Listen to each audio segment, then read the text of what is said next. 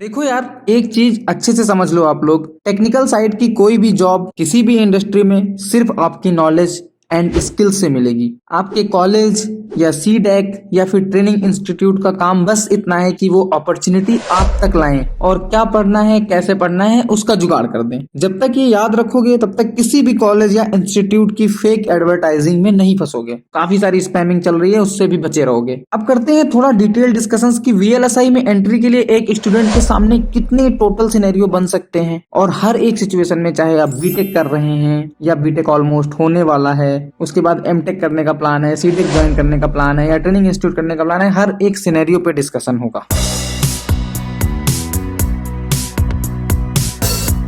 VLSI is the most grooming field in electronics, लेकिन इसमें entry करना इतना आसान नहीं है। जाहिर सी बात है यार कि चिप डिजाइन जैसी कॉम्प्लेक्स फील्ड पे काम करने आ रहे हो तो फंडामेंटल्स, पेशेंस, एप्टीट्यूड सब कुछ टेस्ट होने वाला है। अब VLSI इंजीनियर बनने के लिए कई सारे रास्ते आते हैं। कुछ टॉप कॉलेजेस से एमटेक करते हैं, कुछ का बीटेक कॉलेज ही इतना बढ़िया है कि कंपनी वहीं विजिट कर लेती है, तो कुछ सीडेक की तरफ जाते हैं, पर कुछ लोग बिना रिसर्च किए कहीं भी ज्वाइन कर लेते हैं, जिससे काफी सारा पैसा और टाइम वेस्ट होता है उनका। तो सारे मिथ्स पे खुल के बात होगी। आपके एकेडमिक बैकग्राउंड, आपके पास जो टाइम है उसके अकॉर्डिंग जो बेस्ट पॉसिबल रास्ता होगा उस पर डिस्कशन होंगे। So let's start. अगर आपका बीटेक एक ऐसे कॉलेज से है जहाँ पे टॉप इलेक्ट्रॉनिक्स एमएनसीज विजिट कर रही हैं, फिर चाहे वो VLSI से रिलेटेड जॉब के लिए आती हो या SPML या कम्युनिकेशन या किसी भी टाइप की कोर इलेक्ट्रॉनिक्स जॉब के लिए आ रही हो, एंड इनफैक्ट आप अपने फाइनल ईयर तक पहुंच गए हैं और सेमेस्टर निकालने के अलावा कोई पढ़ाई नहीं की है, स्टिल अगर प्लेसमेंट सीजन आने में 6 से 8 महीने का टाइम है, तो बस आपको ये पता करना है कि मोस्टली कंपनीज किस रोल के लिए आने वाली हैं। इसकी जानकारी आपको वहाँ पे सीनियर से मिल जाएगी।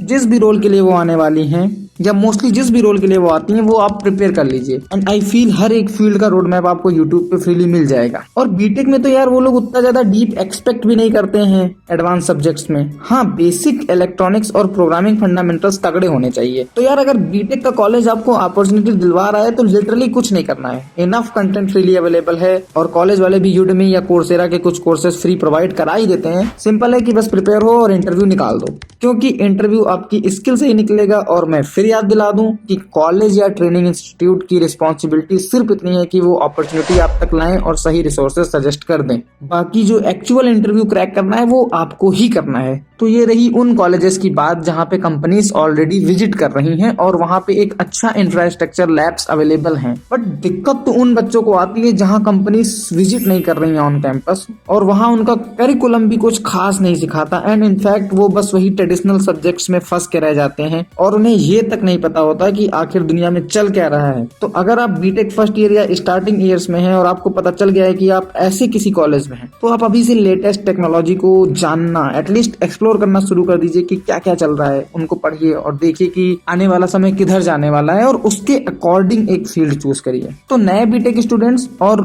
जिनका कॉलेज अपॉर्चुनिटी ऑन कैंपस नहीं ला पा रहा है, उनको मेरा यही सजेशन है कि जल्दी से कोई एक चीज डिसाइड करके अपना बेस्ट दे दो उसमें। और अब सेम कॉलेजेस में जहाँ पे अपॉर्चुनिटीज अवेलेबल नहीं है, वो लोग जो बीटेक में पहुंच चुके हैं, बीटेक फाइनल ईयर में पहुंच चुके हैं और उन्हें कोई आइडिया नहीं है कि बीटेक के बाद क्या होगा, तो ऐसे केस में 3 सिनेरियोस निकल के आते हैं। इसमें भी याद रहे कि मेहनत आपकी ही लगेगी, बस अपॉर्चुनिटीज तक पहुंचने के रास्ते डिफरेंट होंगे। कुछ भी आसानी से नहीं मिलेगा। To be frank, your smart work would conclude everything. तो यार अब वो 3 सिनेरियोस कौन से हैं? पहला तो है कि अगर आप फाइनल ईयर में हैं और ऑलरेडी गेट के लिए प्रिपेयर कर रहे हैं या करना चाहते हैं, तो आप एमटेक VLSI के लिए जा सकते हैं। दूसरा सिनेरियो रहेगा सीडेक, मतलब आपका बीटेक हो गया है और आपके पास 6 से 8 महीने का टाइम है, तो आप उनका एंट्रेंस देके ट्राई करें कि उनके टॉप कॉलेजेस में जाके अच्छे से कोर्स कर लें। और तीसरा जो तरीका बचता है वो आते हैं ट्रेनिंग इंस्टीट्यूट्स। अब 1 बाय 1 सबको देखते हैं। अगर गेट के लिए प्रिपरेशन ऑलरेडी चल रही है तो ट्राई करो कि PSUs तक पहुंचने का। बाकी अगर उतना सारा स्कोर नहीं भी आ रहा है तो एटलीस्ट 650 प्लस स्कोर लाने का ट्राई करो, सो दैट टॉप NITs का VLSI मिल सके। उसके अलावा जो दूसरा अपॉर्चुनिटीज से मिलने का बेस्ट वे नजर आता है मुझे, वो है सीडेक। देखो 100% प्लेसमेंट इनका भी नहीं है और कहीं भी नहीं होता है, बट सीडेक वाले एक एंट्रेंस लेते हैं और उसके बाद आपको रैंक के बेसिस पे कॉलेज मिलता है,